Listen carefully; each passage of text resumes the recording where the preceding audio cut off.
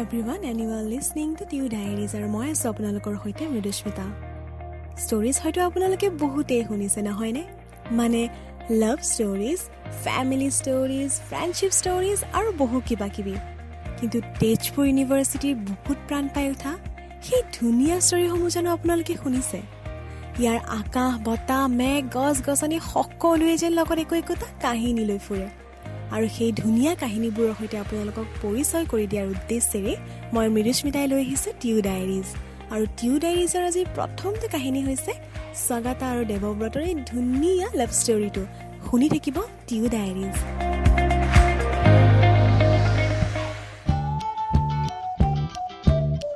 Area of interest. Yes, আপোনালোকে ঠিকেই শুনিছে।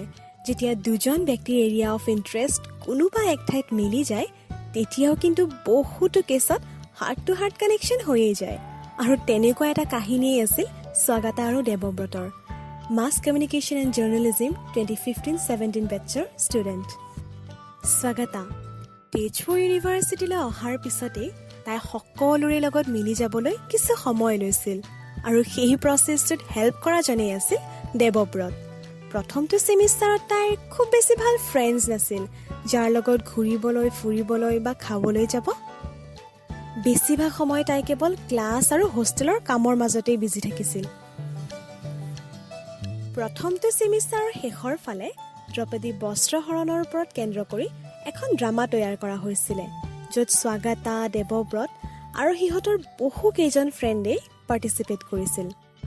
আৰু তেনেকেই স্বাগতা দেৱব্ৰতৰ লগত ক্ল'জ হৈ পৰিল আৰু দেৱব্ৰতৰ সেই ফ্ৰেণ্ডছৰ গ্ৰুপটোতো এণ্টাৰ কৰিলে। ড্ৰামাখন শেষ হোৱাৰ পিছতেই তাই জণ্ডিছ হ'ল আৰু সেয়েহে তাই ঘৰ গুচি যাবলগীয়া হ'ল। আৰু তাৰপিছতেই ছেমিষ্টাৰ ব্ৰেক।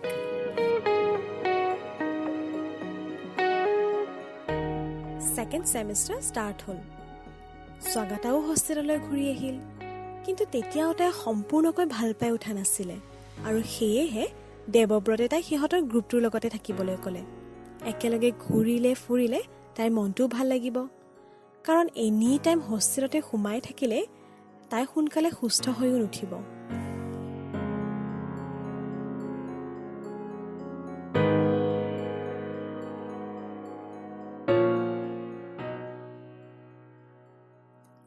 এনেকৈয়ে দিনবোৰ গৈ থাকিল আৰু সময় আহিল ইণ্টাৰ্ণশ্বিপৰ। চ' মই যে আপোনালোকক আৰম্ভণিতেই কৈছিলোঁ এৰিয়া অফ ইণ্টাৰেষ্ট। য়েছ, গতিকে দেৱব্ৰত আৰু স্বাগতাৰ ইণ্টাৰেষ্ট আছিল ফিল্ম মেকিঙত। স্বাগতা এক্টিং কৰি খুব ভাল পাইছিল আৰু ভাল স্ক্ৰিপ্টো লিখিছিল।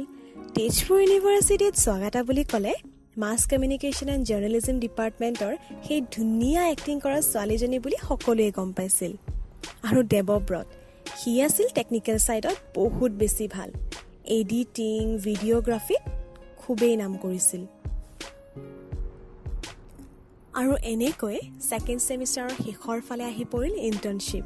আৰু মইতো কৈছিলোঁৱেই ছিমিলাৰ ইণ্টাৰেষ্ট, আৰু সেয়েহে সিহঁতে এটা প্ৰডাকশ্যন হাউচত জইন কৰাৰ কথা ভাবিলে। আৰু তাৰপিছতেই দেৱব্ৰত, স্বাগতা আৰু সিহঁতৰ দুগৰাকী ক্লাছমেট পাৰিজ আৰু সাদিকাই আহমেদাবাদৰ দৃষ্টি নামৰ অৰ্গেনাইজেশ্যনটোত জইন কৰিলে।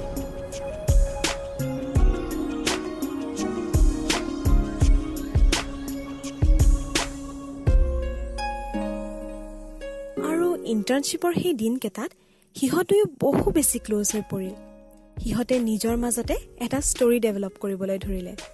স্বাগতা আৰু দেৱব্ৰতে সিহঁতৰ মিউচুৱেল ফ্ৰেণ্ডছবোৰৰ লগত ডিছকাছ কৰিবলৈ ধৰিলে যে স্বাগতাই হেনো দেৱব্ৰতক ভাল পায় আৰু দেৱব্ৰতে হেনো স্বাগতাক ভাল পায়।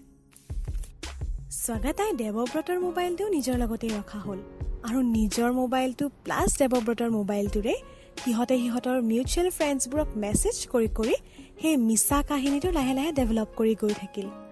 কিন্তু সেই মিছা কাহিনী এটা কেনেদৰে সঁচা ৰূপ ল'লে সিহঁতে গমেই নাপালে।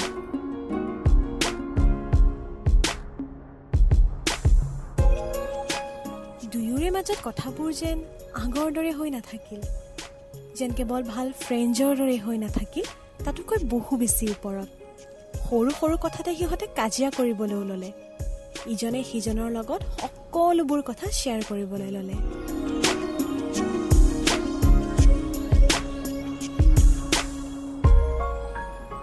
সিহঁতে সিহঁতৰ সেই মিছা ষ্টৰিটো ডেভেলপ কৰাৰ নামতেই সকলোকে দেখুৱাবৰ বাবে ইজনে সিজনৰ লগত টাইম স্পেণ্ড কৰাৰ বাহানা বিচাৰিবলৈ ধৰিলে।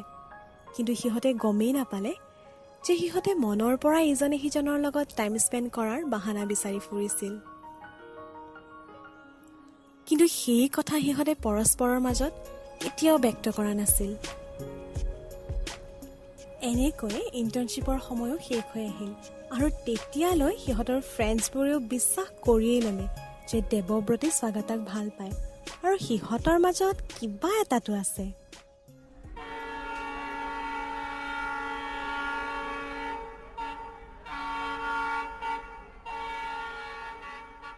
অসমলৈ বুলি ৰিটাৰ্ণ হওঁতে ট্ৰেইনত স্বাগতাই পাৰিজাতক ক'লে যে কেনেদৰে তাই আৰু দেৱব্ৰতে সকলোকে উল্লু বনালে যে সিহঁতৰ মাজত কিবা এটা আছে।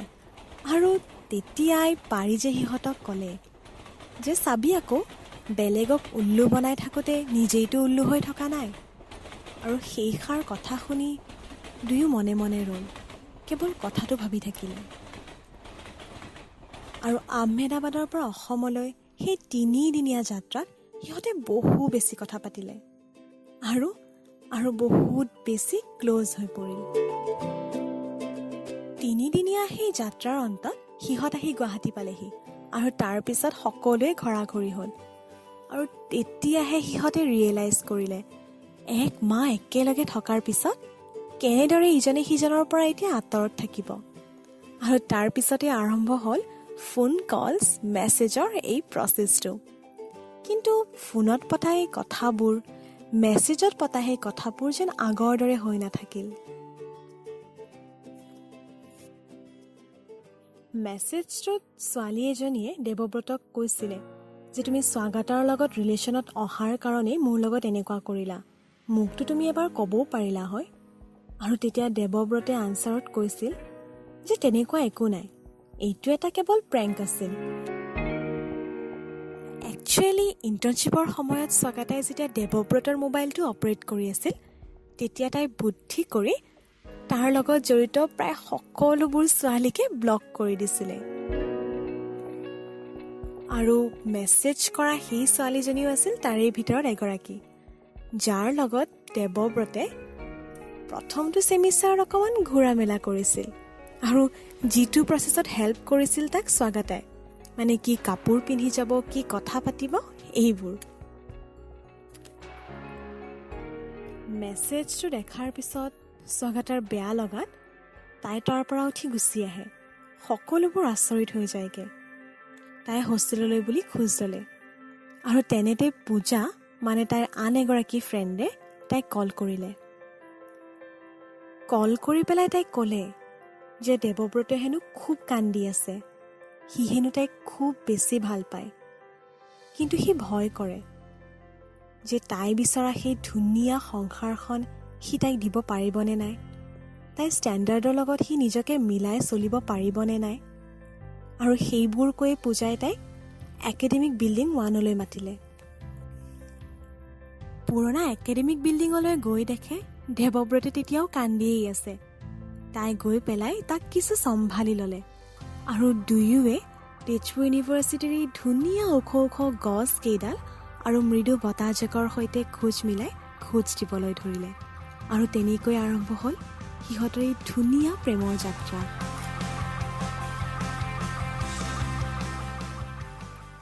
New semester, newcomers, freshers party and love letter session.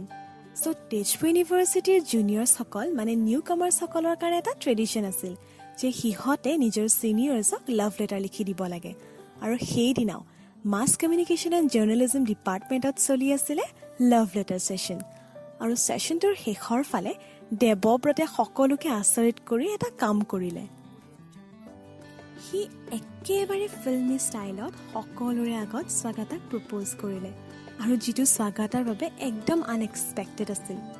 কাৰণ যিজন ল'ৰাই পাব্লিকত কথা ক'বলৈ বেছি মানুহ থাকিলে কথা ক'বলৈ ভয় কৰিছিল বা বেয়া পাইছিল, সেই ল'ৰাটোৱে কেৱল স্বাগতাৰ বাবেই তাই ভাল পোৱা, তাইৰ সপোনটো পূৰা কৰিবলৈ তাইক সকলোৰে আগত প্ৰপ'জ কৰিলে। এনেকৈ সিহঁতৰ প্ৰেমৰ গাড়ীখন চলি গৈ থাকিল। চলি গৈ আছে আৰু আগলৈ গৈ থাকিব বুলি আশা কৰিয়েই টিউ ডায়েৰিজৰ আজি প্ৰথমটো কাহিনীৰ ইমানতে সামৰণি পেলালোঁ। কিন্তু আপোনালোক কলৈকো নাযাব, কাৰণ আপোনালোকক লগ পাম টিউ ডায়েৰিজতে আৰু এটা নতুন কাহিনীৰ সৈতে। শুনি থাকিব টিউ ডায়েৰিজ।